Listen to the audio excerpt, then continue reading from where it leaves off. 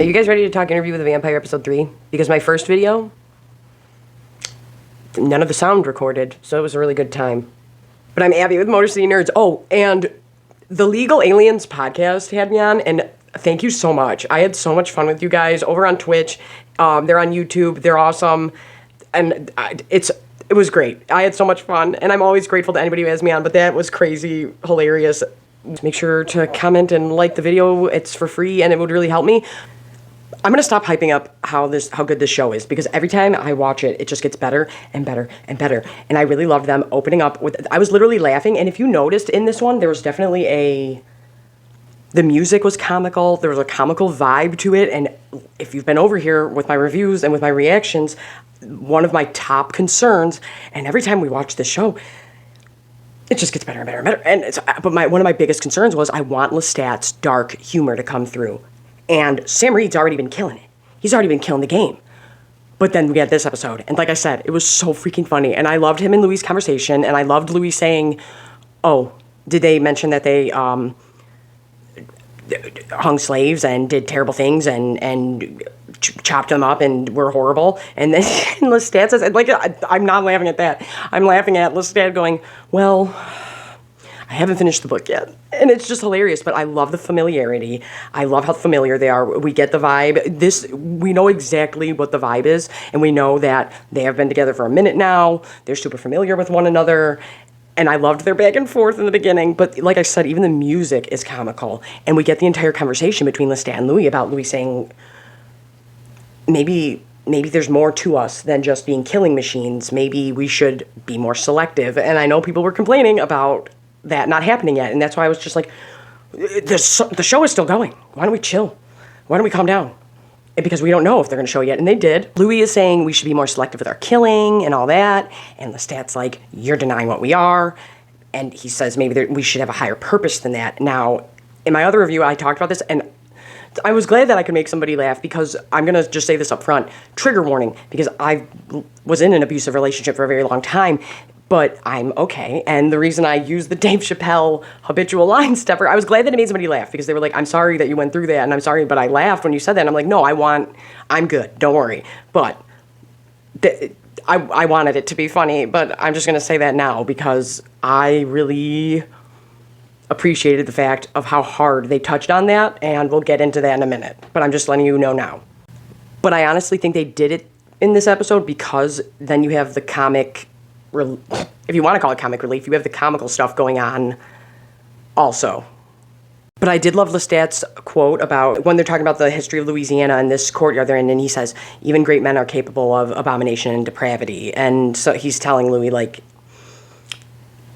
you need to chill.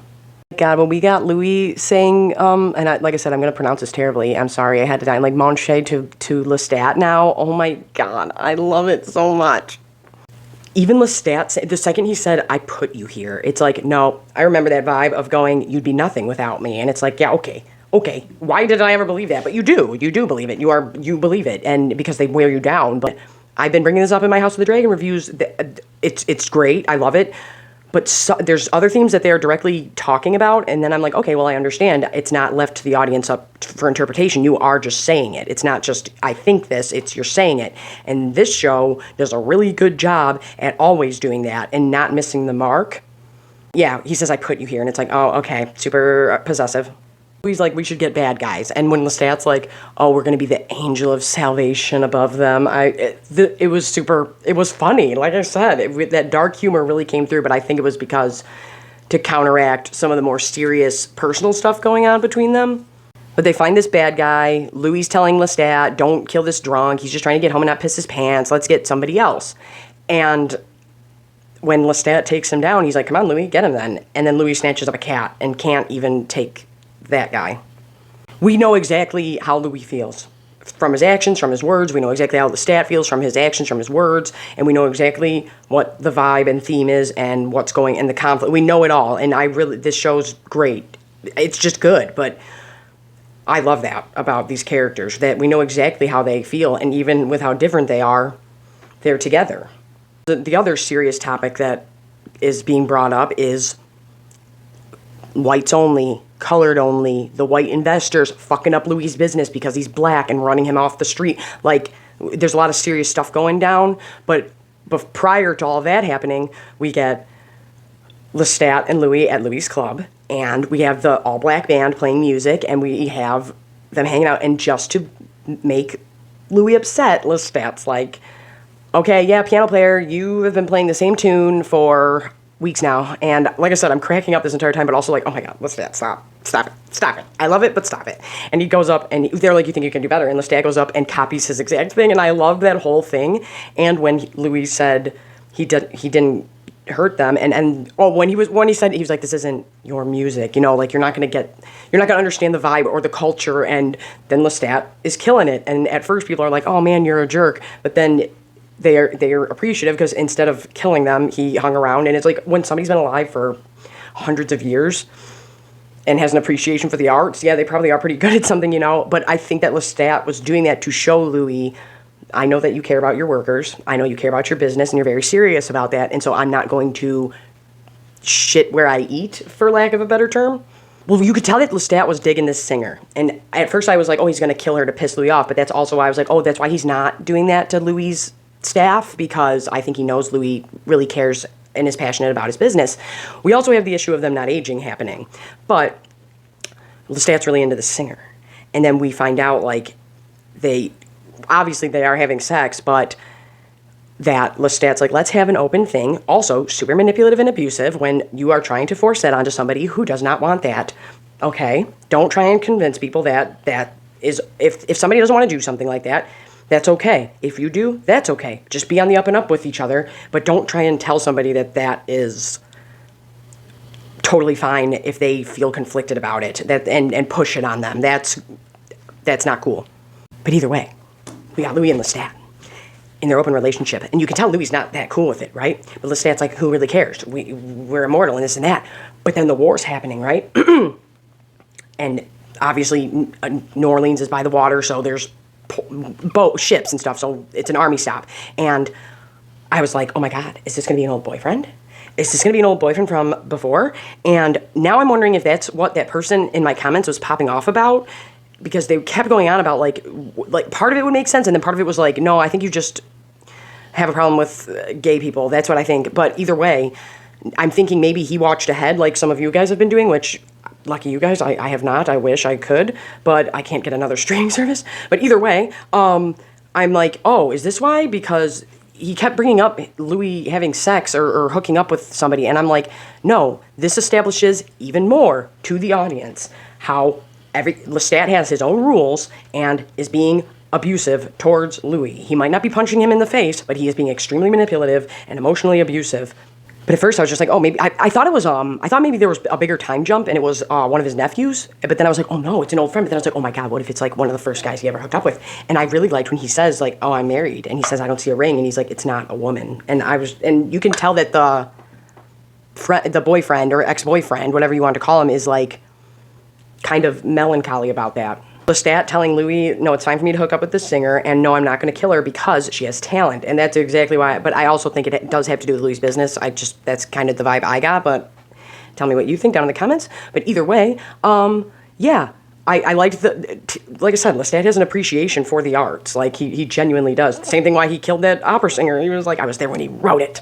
But he's just hooking up with this singer for now, and he's just doing that to make Louis upset and push and be a habitual line stepper and push and push and push and see how far he can push somebody, because that's what abusers do. She calls it out. The singer does call it out. She's like, no, so is there one bed or two? And he's like, come find out, and all that. So it's like, it's kind of known about Lestat and Louis, which I appreciated, because they're still, I mean, people obviously are gross and hateful, but they're respected businessmen, and that's exactly why they want to take them out, and they're using Louis being black to do that. I did like her going like, I don't discriminate, I'll do whatever. And Lestat's like, okay, but like I said, that's super manipulative, and obviously Louis doesn't want this.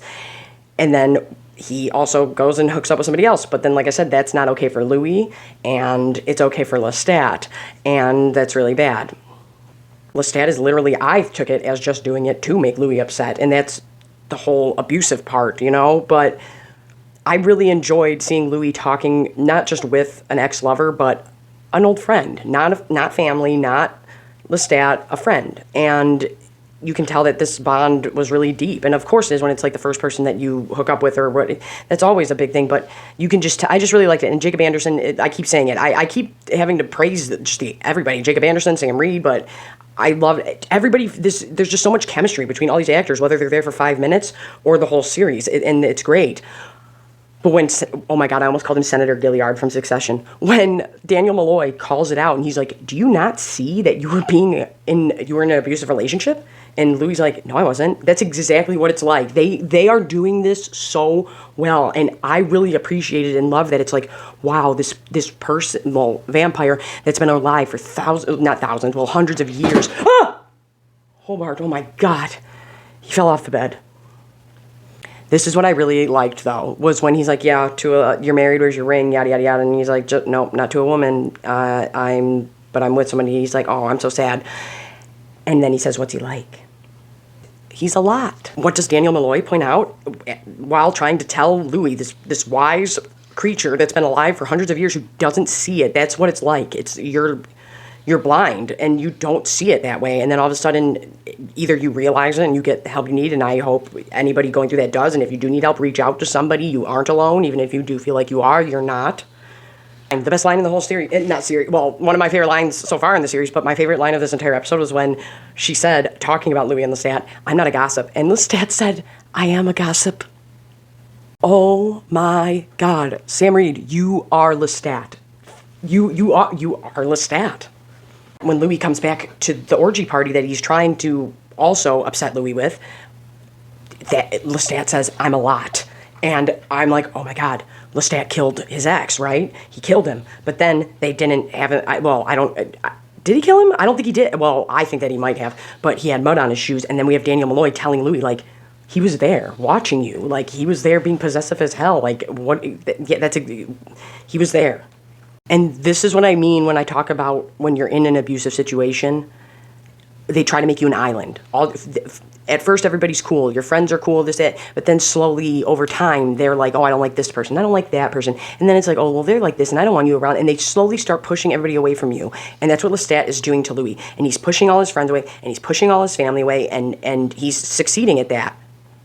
Louis is still trying to have a relationship with his family, and his mom is still having one-line zingers that are cutting to the core, and she's like, the devil walks at night. And they're picking up on, we don't see you during the day, you're not aging, and then all Louis wants is to give his niece a doll, right? And they won't let him in. And so he kicks the door, but the door goes flying, and the mom says, there you are. And it's just like, oh my God. Sad. Louis and the ex do hook up, so I totally skipped that over, I'm sorry, but they totally hook up, and Louis can't stop hearing the heartbeat in his ex, and so then he starts drinking his own blood to keep him from drinking his, and I thought, and I'm wondering if those bigot comments have to do with that, because I'm like, maybe he knows more, and I'm just like, no, like I said, it just establishes more to the audience, and if later down the road we find out he did kill him, even more how toxic Lestat is, and how he still, even with another vampire, sees himself as above him. I can do these things, but I don't like you doing them. You feel me? So it does add to the story. It does add to the series. It's not thrown in there for kicksies and shove it. If it didn't add to the plot and it didn't fundamentally add to the story, I would say that too. I talk about it all the time over here, how I'm like, the reason pandering is so gross, and I think that a lot of people don't know the difference between pandering and like someone or a series or whatever actually like trying to do the right thing, because pandering is when you think whatever group you are pandering to are stupid little babies, and you're going, here's a pacifier, you stupid little baby, happy now, and you think that those people won't notice. When it's done correctly, it doesn't feel that way. But if I thought they just threw in a sex scene to throw it in there, I would say that, no matter who's doing it. But, so I'm wondering if that's what, because it was weird. I'm at work and my phone kept going off. I was like, I had to go on Do Not Disturb. I was just like, Jesus, dude. Because this guy was really going hard. And I'm like, maybe he knows more than me and I don't want to read too far into it because I don't want spoilers. After that hookup, Louis goes back home, and that's when Lestat has a bunch of military guys there, and I think that was kind of to stick it to him, like, I know you were with that military guy, here's a bunch here now. And he's like, you can bang, I can eat. And Louis like, get them out. Oh my God, oh my God, oh my God. And I love this. And I love attention. This is just well done. When the music shifts, this whole episode, it's kind of been comical and a bit like, I don't want to say poppy, but jazzier and funner. It's the music. And then when that scene happens and then Lestat says, I'm a lot, the music then shifts and we go into more serious tones. And like I said, I appreciated Daniel Malloy calling Louis out and Louis not even realizing I was in something that was abusive and defending Lestat still. And I liked Daniel Malloy saying, so now all of a sudden all of this is true. And so I liked everything between Louis and him in the present day. But then we start to get Louis and Lestat arguing, Daniel Malloy telling Louis, we're going back and forth of Daniel Malloy telling him, like, no, he was there, stupid, and Louis realizing how bad it was. And then we go into, like I said, the segregation stuff, the investors trying to take him down. Now, I think my notes say, like, kill this racist, I don't give a fuck, something like that. But, oh my God, Lestat's argument, and when he said, I heard your hearts dancing together, meaning like, I might want to bang people, but you got feelings for him, and that's not okay. But like I said, that's just an excuse of going, well then what are the rules? Because you just keep making them up for me. I love a robe. I love a good robe, and Lestat had a sick-ass robe. But seeing Lestat's fury like that, when he says your hearts were dancing, oh my God. We get the investors coming at Louis, using him being black as a way to get him off of the street, get his business screwed over, not make money, and so they can make more because he has a pop in business and they are salty about it. And it's really sad and really gross. And then Louis, I love the whole scene of him going, yeah, reload. I'll let you reload. Reload. And when he rips his ear off, I loved it all. I loved all of it. But then Louis, he sees the ripple effects that happen from him killing that guy and all that, and what is done to the black community. And it's super sad. And we see the businesses being segregated. It becomes very, very sad and hard towards the end. Like I said, we get this comical, totally, but comical type episode. And then in the last 10 minutes, it's very, very somber. And then we get, and I love how they use this, because like I said, this is how you do it correctly. Okay, because of what Louis did, the ripple effects caused this damage to the black community. So instead of finding Claudia with a sick mom or whatever, we have, because of what I did directly, this happened to this community, and my redemption will be to save this little girl. And that works fundamentally for the story, and they did a good job. And I'm like, oh my God, that's a great way to do it. And that's his thought process, is like, I caused all this damage to my own community, but I can save her. And oh my God, I'm so geeked for the next episode. And I'm sorry if this one's shorter than my other reviews, but I'm like, I think I have no skin on my finger. It's 6 a.m. I'm tired, but also I can't believe my first recording got messed up. Oh, before we end this, oh my God, they burned his business down. Everything got burned down, everything, and it's super sad. But yeah, once again, Interview with the Vampire. Okay. It's not my fault, I promise. I went to start, it's not Lasher, it's The Witching Hour, the Mayfair Witches book. Okay, I got it. I went to go download it at work, mistake, because it's hell, because I've never had this many issues with connection. Like, yeah, it's a factory, it's gonna be hard, but I'm like, what? Like, I can't, a 1-minute video won't load? That's strange. But I do have it, and I kept trying to remind myself to download it on my break. Now, yeah, just getting to the bathroom takes 3 minutes, so it's like bathroom, here. I only got 16 minutes, whatever, and I meant to go outside and download The Witching Hour, but I downloaded it now. That way I can start it up. And I'm really geeked to start the Mayfair Witches stuff. And the Anne Rice-averse. I don't like the Immortal Universe. Can we stop that? Can we all tweet the Rice-averse, the Anne Rice-averse, whatever we want it to be, but not? I don't like the Immortal Universe. Do you guys?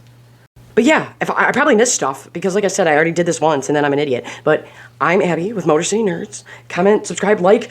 Thank you all for being here in the Penguin Gang. We have fun. And House of the Dragon finale is coming up, and I'm real geeked. And make sure to go check out the Legal Aliens on Twitch and on YouTube.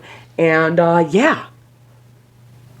Interview with the Vampire's killing it. I was just saying this, like, I think that when Emmy season comes, interesting when we get that there, because I do think Interview with the Vampire is going to get nominated for a lot, and I think that people are going to be really surprised, and I definitely think Jacob Anderson and Sam Reed are going to be up for Emmys, for sure, or they should be, but I was like, it'll be super interesting with women, because what if there's two different versions of each character on House of the Dragon. There's Rhaenyra young, Rhaenyra older. There's Alicent younger and Alicent older. So I was like, oh, most of that category could be all House of the Dragon possibly, because I do think they're doing a phenomenal job over there. It'll be a really interesting Emmy season, but I do think that Interview with the Vampire is going to be the sleeper that strikes, and everybody's going to be like, what? Because I've been hyping it up, and now more and more people are talking about it in person, because at first I thought it was just us, and then people in the real world were like, dude, it's so good, and I'm like, right? It hypnotizes you. You can't stop.